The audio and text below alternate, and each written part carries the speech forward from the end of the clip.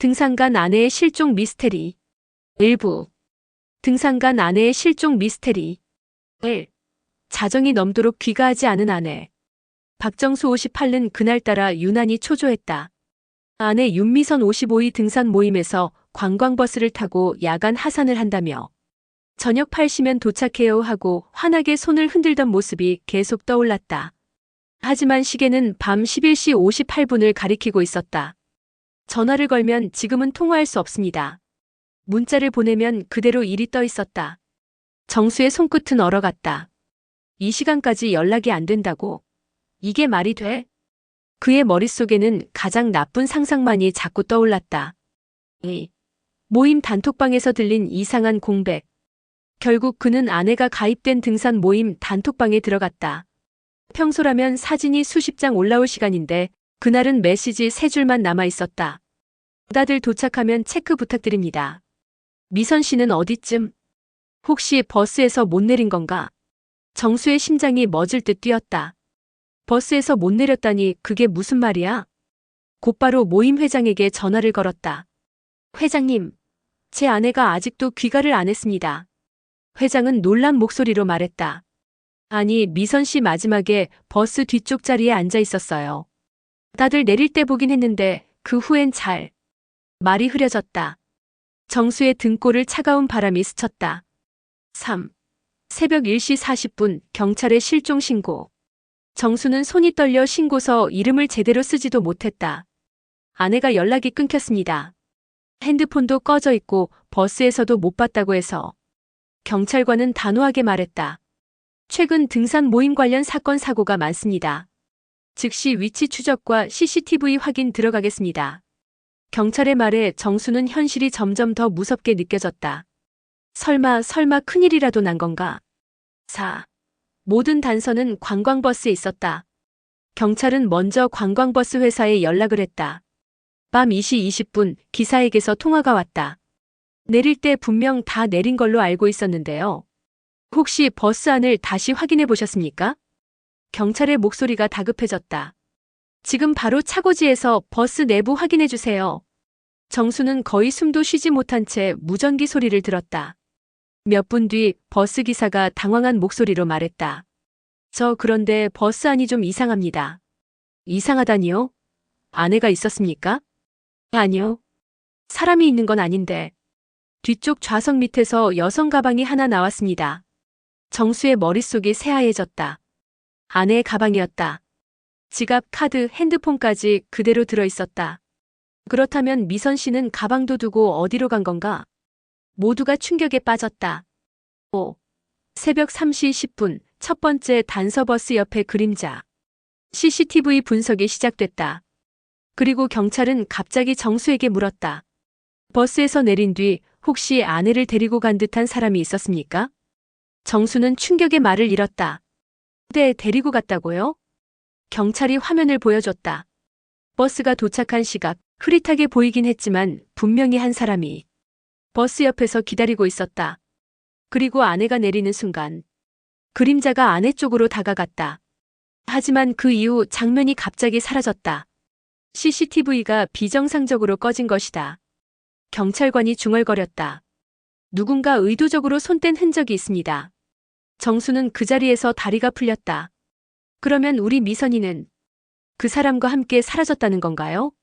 아무도 대답하지 못했다. 6. 그리고 한 장의 등산 단체 사진이 모든 것을 흔든다. 경찰이 아내의 가방에서 찾아낸 단체 등산 사진 한 장. 그런데 정수는 그 사진을 보는 순간 손에 들고 있던 컵을 떨어뜨렸다. 사진 한쪽 구석에서 아내와 아주 가까이 서 있는 한 남자. 그 남자의 얼굴을 정수는 알고 있었다. 정수는 목소리가 잠긴 채 말했다. 저 사람. 아내가 절대로 만나면 안 되는 사람입니다. 경찰은 즉시 물었다. 누굽니까? 정수는 결국 떨리는 손으로 가리켰다. 아내의 20년 전 옛 연인입니다. 그 사람 다시 나타났던 겁니다. 경찰의 표정이 굳어졌다. 모든 퍼즐 조각이 갑자기 맞춰지기 시작했다. 그렇다면 이번 실종 사건. 우린 방향을 완전히 바꿔야 합니다. 그리고 정수의 악몽 같은 밤은 이제 시작에 불과했다. 2부 자정 너머의 그림자. 아내 영선이 사라진 지 6시간째. 새벽 2시 40분 경찰서 유실물실 옆 의자에 망연히 앉아있던 나는 두 손을 떨고 있었다. 남편분 혹시 최근 부부 사이에 문제는 없으셨어요? 형사가 조심스럽게 묻자 나는 고개를 저었다. 없었습니다. 정말 없습니다. 아내는 그런 사람이 아니에요. 연락도 없이 밤늦게 사라질 이유가 없습니다. 하지만 내 목소리는 스스로도 믿기 어려울 만큼 파르르 떨렸다.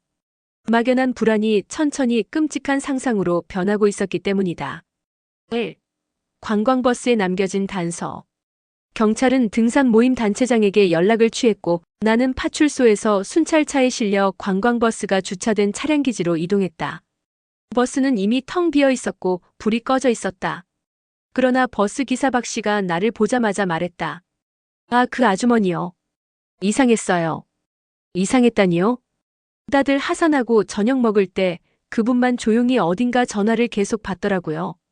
표정도 안 좋았고 누굴 기다리는 것처럼 계속 주변을 살피던데요. 그 말에 심장이 덜컹하고 내려앉았다. 영선에게는 내가 모르는 누군가가 있는 걸까? 하지만 곧바로 정신을 차렸다. 아니다. 영선이는 그런 사람이 아니다. 분명 다른 이유가 있다. 박 기사가 말했다. 그리고 뒤쪽 좌석에 이거 떨어져 있던데요. 그가 내민 건 영선의 머플러. 그녀가 어떤 날씨든 꼭 챙기던 버터카멜색 캐시미어 머플러였다. 나는 그걸 보는 순간 숨이 멎는 느낌을 받았다. 마지막 위치의 비밀. 경찰이 내게 스마트폰 위치 추적 화면을 보여줬다. 영선의 휴대폰은 오후 9시 52분을 마지막으로 신호가 끊겼다. 위치는 등산지 근처도 버스가 정차한 휴게소도 아닌 구도심 외곽의 오래된 주택가 골목. 저기 안에는 그쪽에 아는 사람 없습니다. 그럼 누군가가 그쪽으로 불러냈을 수도 있습니다. 형사가 말했다. 머릿속이 다시 뒤엉켰다. 지금 바로 가보시죠. 위험할 수 있으니 저희도 함께 동행합니다. 그렇게 우리는 새벽 3시가 넘은 시간에 그 골목으로 향했다. 3. 폐가 같은 집 앞에서. 주택가 골목은 고요했지만 공기가 섬뜩할 정도로 차가웠다. 경찰차 불빛이 벽에 흔들리며 퍼지고 스트레이 캣 한 마리가 쓰레기 봉투를 툭 건드린 소리에 나는 벌떡 뒤돌았다. 그리고 형사가 말했다. 남편분 여기 보세요. 우리는 오래된 2층 양옥집 앞에서 멈췄다. 낡은 조립식 철문은 반쯤 열려 있었고 안쪽으로 희미한 불빛이 새어나왔다. 그 순간 철문 밑 콘크리트 바닥에서 무언가가 반짝였다. 나는 숨을 삼켰다. 영선이 항상 들고 다니던 열쇠고리였다. 작은 하트 모양의 우리의 결혼 기념일이 새겨져 있는 세상 어디에도 없는 그 열쇠고리. 형사가 말했다. 여기가 마지막 위치로 보입니다. 들어가기 전에 조심해야 합니다. 나는 그 말이 끝나기도 전에 뛰어들 뻔했다. 그런데 형사가 내 팔을 꽉 붙잡았다. 남편분 위험할 수 있습니다. 안에서 무슨 일이 있었는지 알 수 없습니다. 그 말을 듣는 순간 갑자기 그 집 안에서 탁 무언가 떨어지는 굉음이 울렸다. 나와 형사 그리고 2명의 순경 모두 즉시 긴장했다. 안에 누가 있습니다. 형사가 무기를 들고 조용히 문을 밀어 열었다. 그 순간 집안 깊은 곳에서 여자의 비명이 울려 퍼졌다. 분명히 내가 수천 번 들어온 그 목소리였다. 여보. 심장이 찢어지는 듯한 감각. 나는 더는 버티지 못하고 집 안으로 뛰어들었다. 산부폐가 안에서 들려온 진실의 조각. 비명소리가 울린 순간 나는 모든 이성을 잃었다. 형사의 제지에도 불구하고 그 오래된 양옥집 안으로 그대로 뛰어들었다. 집안은 곰팡내와 먼지 냄새가 뒤섞여 숨조차 쉬기 어려웠다. 하지만 나는 오직 한 가지 생각뿐이었다. 영선 제발 무사해라. 1. 캄캄한 거실, 그리고 흐릿한 흔적. 순간 형사의 손전등이 켜졌고 우리는 조심스럽게 거실 깊숙이 들어섰다. 벽지는 갈라져 있었고 바닥에는 오래된 신문지와 빈 술병들이 나뒹굴고 있었다. 형사가 바닥에 무언가를 비추자 나는 숨이 턱 막혔다. 영선의 가방. 그리고 그 옆 손으로 긁힌 듯한 자국들. 여기서 분명 뭔가 있었습니다. 형사는 손전등을 위아래로 흔들며 말했다. 나는 이미 혼란스러웠다. 아니 이게 어떻게 여보는 여기에 올 이유가 없어요. 절대. 형사는 고개를 저으며 조용히 말했다. 누군가가 부른 걸 수도 있습니다. 또는 강제로. 그 말은 끝까지 이어지지 않았다. 바로 그때였다. 2층에서 들린 낮고 길게 끄는 신음. 으흐. 분명 사람 소리였다. 나는 숨을 멈춘 듯 했다. 단 1초도 기다릴 수 없었다. 영선이야. 2층이야. 형사들이 나를 잡았지만 이번엔 절반 정도만 저지했다. 우리는 동시에 계단을 올라갔다. 스텝마다 삐걱삐걱 울리는 소리가 더 스릴을 키웠다. 2층 복도를 비추던 손전등 불빛이 멈춰선 곳. 문틈 아래로 흔들리는 그림자 하나. 형사가 소리쳤다. 안에 누구 있습니까? 경찰입니다. 그러나 대답은 없었다. 대신 문 안쪽에서 무언가가 질질 끌리는 소리가 들릴 뿐. 나는 도저히 기다릴 수 없었다. 형사가 카운트다운을 하기 시작했지만 나는 그보다 먼저 문을 걷어차듯 열어젖혔다. 3. 조명 없는 방 그리고 침대 위에 반전. 방 안에 들어서는 순간 내 심장은 바닥으로 떨어지는 듯 했다. 침대 위에서 누군가가 천천히 몸을 일으켰다. 나는 떨리는 목소리로 외쳤다. 영선? 그러나 손전등이 비춘 얼굴은 영선이 아니었다. 방 안에는 백발이 희끗희끗한 노파가 앉아 있었고 그 눈은 충혈된 채로 우리를 멍하게 바라봤다. 나는 얼어붙었다. 이게 뭐야? 형사는 즉시 노파에게 다가갔다. 할머니, 괜찮으세요? 혹시 여기 혼자 계셨어요? 노파는 숨을 헐떡이며 귓가에 대고 말하는 듯한 작은 목소리로 중얼거렸다. 그 여자가 왔었어. 내 심장이 또 한 번 멎었다. 여자요. 내 목소리가 갈라졌다. 제 아내 말입니까? 혹시 여기에서 봤습니까? 노파는 고개를 아주 천천히 끄덕였다. 그리고 떨리는 손가락으로 창문 쪽을 가리켰다. 저 창문으로 누가 데리고 가는 걸 봤어. 소리도 지르지 못하게 입을 막고 끌고 갔어. 노파의 말은 더듬거렸지만 분명했다. 형사는 즉시 무전을 날렸다. 다른 출구 확인. 골목 일대 샅샅이 뒤집어. 나는 그 자리에서 무너질 뻔했다. 그럼 영선이는 이 집에 온 게 맞아요? 여기서 누군가에게 끌려간 겁니까? 노파는 손을 떨며 다시 입을 열었다. 그리고 그 여자가 떨어뜨린 것 같더라. 침대 밑에. 형사가 침대 밑을 확인했다. 그리고 비명을 삼키듯 말했다. 남편분 이거 보셔야 합니다. 그가 꺼낸 건 영선이 오늘 아침 내게 보여주며 웃던 핸드폰 케이스 뒤쪽에 숨긴 가족 사진이었다. 영선, 나 그리고 딸아이. 눈이 오던 겨울날 찍은 사진. 그 사진이 이 음산한 방의 침대 밑에서 나온 것이다. 나는 주저앉으며 속으로 외쳤다. 영선아 도대체 무슨 일이야? 누구한테 잡혀간 거야? 4. 형사의 한마디 새로운 공포의 시작. 형사가 천천히 나를 일으켰다. 남편분 말씀드리기 조심스럽습니다만. 그의 목소리가 묘하게 낮고 무거웠다. 이 집 최근에 다른 사건으로도 한 번 신고가 들어온 적이 있습니다. 그리고 그 신고 내용이. 나는 꿀꺽 침을 삼켰다. 어떤 내용입니까? 형사의 눈이 심각하게 변했다.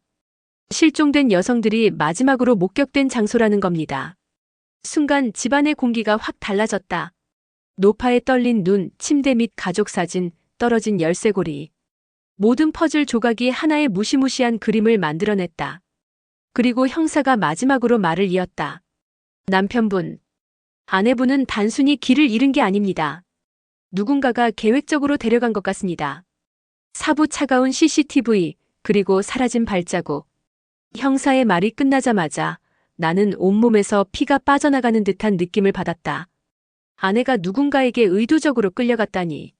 숨을 고를 새도 없이 형사가 지시했다. 남편분, 일단 밖으로 나가시죠. 주변 CCTV부터 확인해야 합니다. 나는 떨리는 다리를 이끌고 폐가 밖으로 나왔다. 자정이 넘은 마을은 기묘하게 조용했고 가로등은 마치 아내를 조롱하듯 깜빡이고 있었다.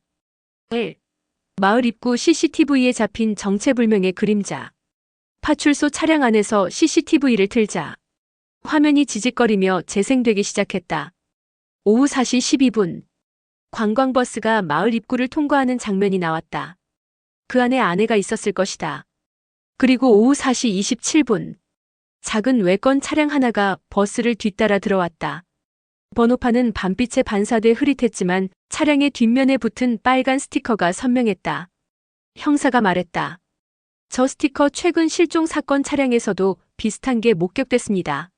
나는 모니터를 붙잡았다. 그럼 이 차가 아내를? 형사는 대답을 피했다. 대신 속도를 X사로 올리며 다음 장면을 보여줬다. 오후 5시 2분.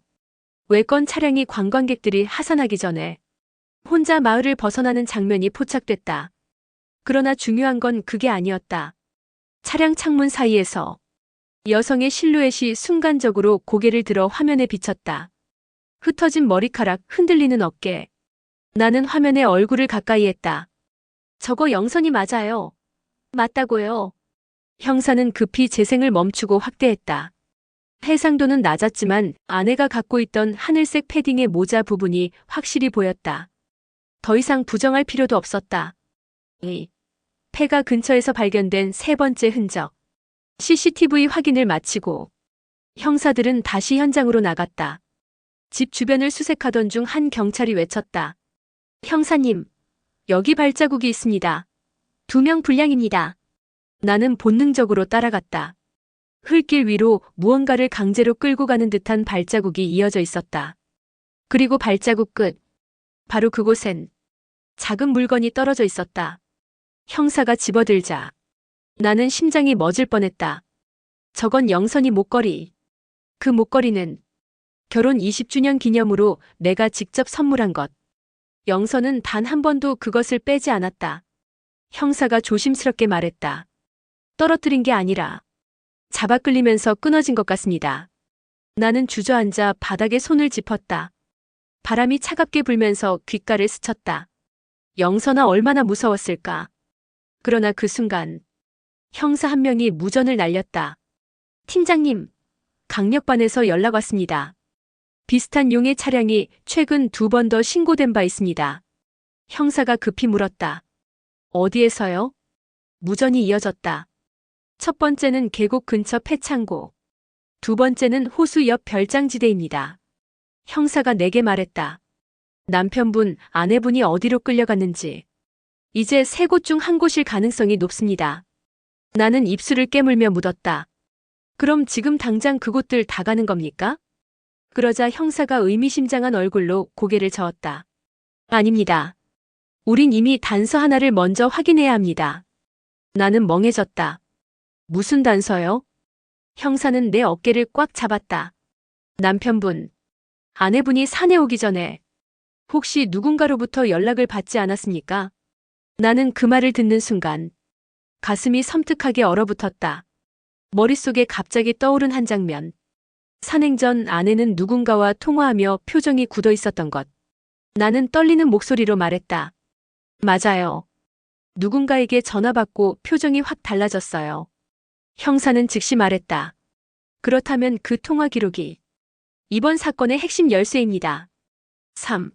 아내의 휴대폰 통화 기록 감춰진 이름. 경찰서로 이동해 아내의 통화 기록을 조회한 형사가 잠시 후 굳은 얼굴로 돌아왔다. 남편분, 이 번호 알고 계십니까? 나는 화면을 보자 숨이 턱 막혔다. 평소엔 절대 전화하지 않을 사람. 우리 부부 사이에서 한 번도 얘기한 적 없는 사람. 아내의 사촌 형부. 10년 전 큰 사건을 일으키고 가족에게서 완전히 단절된 남자. 형사는 확인하듯 말했다.